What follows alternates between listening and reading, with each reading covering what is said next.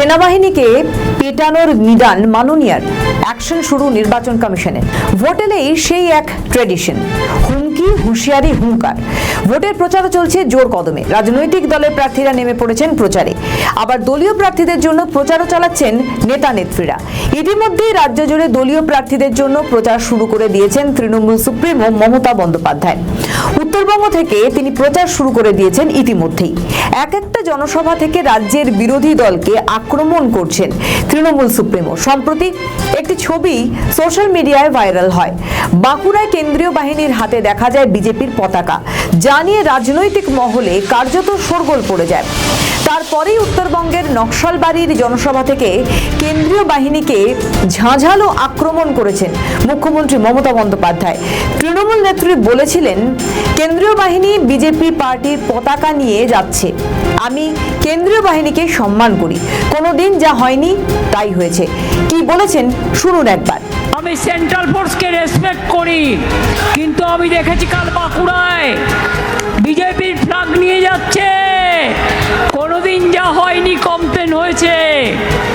মা বোনদের একটা দায়িত্ব দিয়ে যাচ্ছি, ছাত্র যৌবন পাহারা দেবে ইলেকট্রনিক মেশিন, ভোট মেশিন এবং ইলেকশন বুথ। আর মা বোনেরা কি করবে?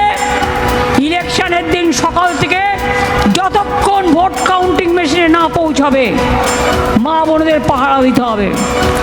একদিনের জন্য 5 বছরের জন্য যদি বেঁচে থাকতে হয় শান্তিতে, তাহলে কিন্তু একদিনের জন্য পাহারা চাই, যাতে ওই দিল্লির লোকগুলো এসে ভোটে ছাপ্পা না মারতে পারে।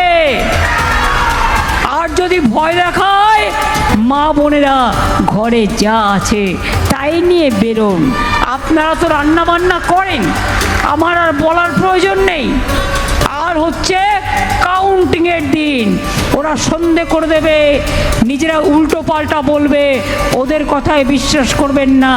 আমি অঙ্কটা বলে যাই, কাউন্টিং হচ্ছে কবে? তারিখটা 4 মে।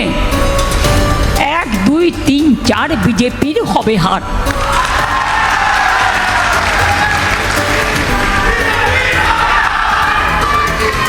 1, 2, 3, 4 তৃণমূল জিতবে আবার।